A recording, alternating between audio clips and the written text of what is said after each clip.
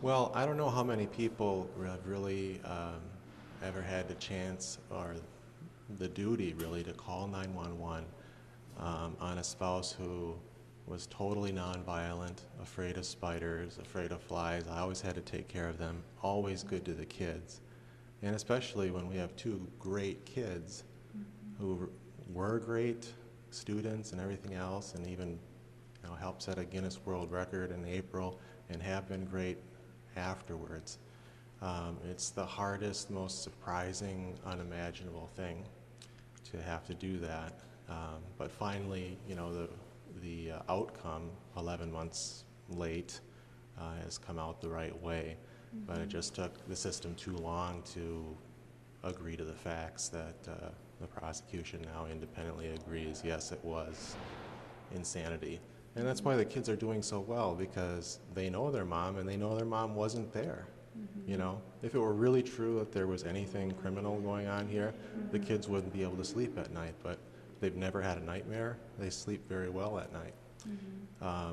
There was a Supreme Court justice who said even a dog knows the difference between being kicked and being stumbled over. There was no kick or intentional kick here. It was just a situation where what you could call a storm in the brain happens in a way that never ever happened before. And luckily she's doing really, really well now. And the kids still love their mom and mom still loves the kids. So we're hoping to be able to heal and move forward. The unfortunate thing is some of the press that got off on the wrong track and called this criminal from the start, when I'm the one who called 911, and I was very clear from the beginning of what I described, and that's the basis for the finding today. So on one level it's good to be finally listened to. On another level it's really sad that it takes so long for the system to realize that, hey, maybe the person that called 911 got it right the first time. What are you hoping happens for the future? Well, she's been stable according to her doctor for so long, and not just stable, but asymptomatic is the word that they use, doing very well. I mean, in good mood, having a good relationship over the telephone and stuff with the children and stuff like that.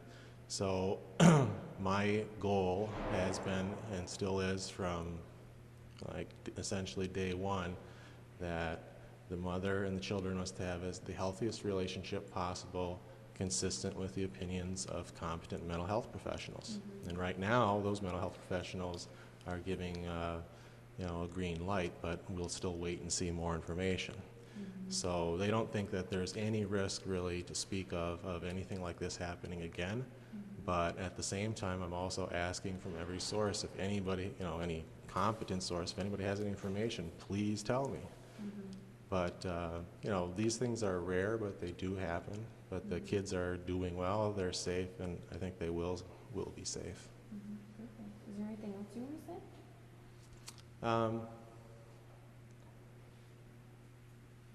I'm glad that the TV6 changed their commenting policy, because with regard to the original story, some particularly vile things were attributed to my daughter that if she even found out about them, she would be completely horrified.